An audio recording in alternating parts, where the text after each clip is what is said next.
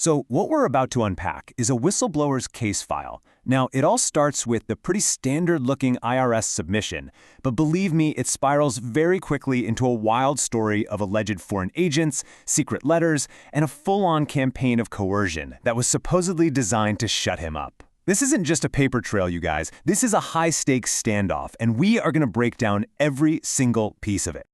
That's the voice of Reynaldo Aguiar Marcano. He's the whistleblower at the very heart of this story, and he's recording this on December 27th, 2025. You can hear it in his voice, right? He just got a tip from a confidential informant, and whatever it was, it clearly has him rattled. He's pretty sure he's just found the one thing that could blow this whole case wide open.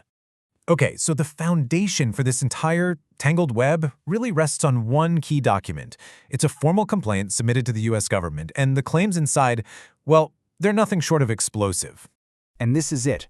It looks pretty mundane, right? It's an IRS Form 211. This is the official way you report things like tax fraud. It was filed by Aguiar Marcano, and it alleges a full-blown conspiracy by what he calls an operational cell of unregistered Venezuelan foreign agents. And they're working right here on U.S. soil. And you've got to pay attention to the language he's using in the submission. He's not just talking about someone cheating on their taxes. No, he's describing a pattern of tactics used by high-level co-conspirators.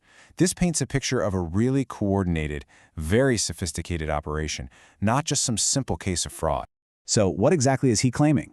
Well, he says this group, he calls them the Molero Villamizar clan, is operating as unregistered foreign agents. He says they're weaponizing the courts, even the medical system, against his own child, all while hiding their assets. But here's the absolute bombshell. He claims his information comes directly from a massive 2024 leak of a Venezuelan intelligence database. And look, these aren't just faceless accusations. The submission names names. You can see two of the people right here, Daniel Molero Villamizar and Zulema Villamizar de Molero. They're identified as central figures in this whole alleged cell. But the story, it doesn't stop there. So why would this group allegedly go to such extreme lengths? Well, the whistleblower claims it all boils down to one simple thing. They wanted to shut him up. He lays out this really clear timeline of how things allegedly escalated. It starts back in June 2025. There's an attempt to get him to sign an NDA. When that doesn't work, a disguised gag order is supposedly pushed through the courts. Then another try at getting that NDA. And finally, he claims, the most extreme form of coercion you can imagine, using his own son as leverage to force him into silence.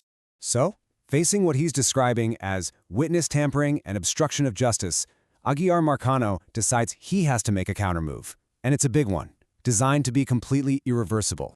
His strategy is actually pretty simple, but it's also incredibly powerful. You know, if they're going to use legal and not-so-legal means to try and silence him, well, he's going to put the core information out there in a place they can't easily get to, or censor, the public domain. He calls this whole project the XisList. It's basically a series of books published on Amazon, and they're kind of like the old-school Yellow Pages, but for foreign agents. They list physical addresses in cities like Caracas, Beijing, and Moscow, and then map them to what he calls a geo-index score. That's a metric he came up with to rank how important they are. By publishing what he claims are the top 1% of agents in these places, he believes he's the one who triggered this desperate campaign against. So just as all this pressure is mounting, the story takes a really dramatic turn. The whistleblower gets this cryptic, totally shocking tip from a confidential informant. You can just feel the weight of that moment in his voice. This isn't just more digital data from some leak. The informant's tip points to something real, something tangible, something he believes could be, in his words, a nuclear weapon for the authorities.